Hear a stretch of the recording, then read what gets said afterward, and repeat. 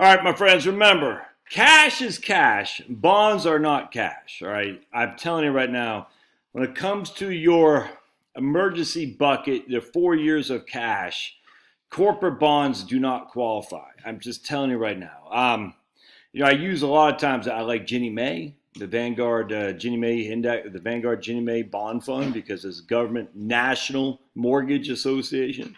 Those are the folks. The government, GinnieMae.gov, is a government entity. It's government bonds that essentially guarantees pen fed that I will pay my mortgage. But Ginnie Mae was fantastic in 2008. Ginnie Mae was fantastic in 2001 and 2. Ginnie Mae's been fantastic since the dawn of Ginnie Mae Fund in Vanguard's 1980. Just done great. Has a couple down years, nothing significant. But the problem is, just because it hasn't had any significant down years doesn't mean it won't. And when we're talking cash, the reason we're building up cash is for liquidity.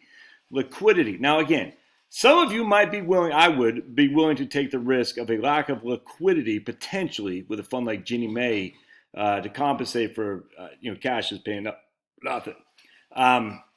But I'm telling you, man, I was listening to an uneducated economist today. Just the guy Simon, he's spot on.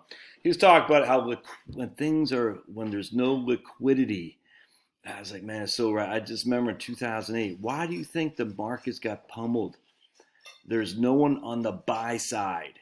I'm just telling you, what happened was, this is what mark-to-market accounting did. It said you have to sell. Hold on a second. So what happened with mark-to-market accounting? This is what caused the great financial crisis in 2008. It wasn't real estate per se. Is what happened was Finnegan. Oh boy, both these dogs look at me because I just got finished. There he is, right here. All right, hold on a second. I just think. The pleasures of working from home. Got kids, got dogs, the whole thing. All right. So mark-to-market accounting. Basically, it said you had to value your holdings at whatever the market was at that day. All right. Essentially. And so what happened was, if there is no buyer on a price, there's no way to value something because there's no buyer, essentially. And so what would happen is that you would have these bonds that were highly rated. The municipal bond market, we'll just use that for example, was AAA rated by the I can't remember the name of the municipality, the companies that rated municipalities. The whole thing was corrupt. All right, so what happened then? So you bought a municipal bond, just use that for example. All right, then all of a sudden you get some Jefferson County, Alabama comes in. They're saying we're in a world of hurt. We're going down in value, and so all of a sudden that went from AAA to bankrupt essentially overnight. And then these other municipal bonds were saying, "Whoa!" People were looking at those and saying, "Man, you might be losing value too." And so what happened was, even though they weren't, because we had Fresno, we had Jefferson County. We had I want to say Stockton, California. We had a couple of cities and municipalities where the valuations were, where they were going bankrupt or looking at bankrupt. There's another place in California. I forgot what it was. But anyway, and so what happened was all these people said, yikes, if that is, then mine is too. And so what happened is they started putting it on the market for sale. All right. And so you got this flood of supply, i.e. people selling their bonds. And you have a limited supply of buyers. So the flood of supply is going through the roof. The buyers are like, remember, a lot of people who buy municipal bonds are insurance companies, corporations, and other pension funds and stuff like that, who cannot buy bonds that are not rated as AA or AAA or at least investment grade. So as the buy side started dropping, and the sell side started getting more and more, inherently just old-fashioned supply and demand. The price was going through the floor, and the price kept spinning through the floor. So now what happens? You have to mark to market, and you said the market now is at 70 on a $100 bond. We got to sell this. We can't hold a bond that's trading at a discount of 30%. I know this is confusing. It doesn't matter. And all of a sudden you had these great bonds that were trading at 70 cents on the dollar because there was no buy side. And the more that you had the more sell side there was because of mark-to-market accounting. What happened was more and more companies said, I can't, literally by my charter, I cannot own this bond. I have to put it to the market. I cannot own a bond if it's trading at 80 cents or less for the dollar. I can't. The par value is 100. I cannot hold a bond that's trading less than 80, whatever it was. And so now you got more supply. And you have less buyers because the buyers can't buy bonds that are trading low. And then on top of that, you have the credit rating agencies. The whole thing was corrupt, man. And that was marked. And the same thing happened in Japan. Just read Richard Ku's book, The Holy Grail of Macroeconomics. He talks about this. Same thing. It's crazy.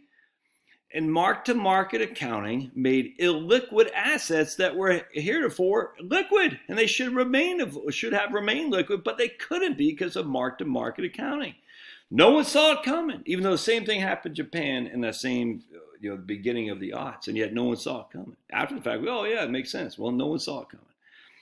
So while that didn't affect Ginnie Mae, all right, Ginnie Mae government bonds did just fine. Certificates of deposit just fine.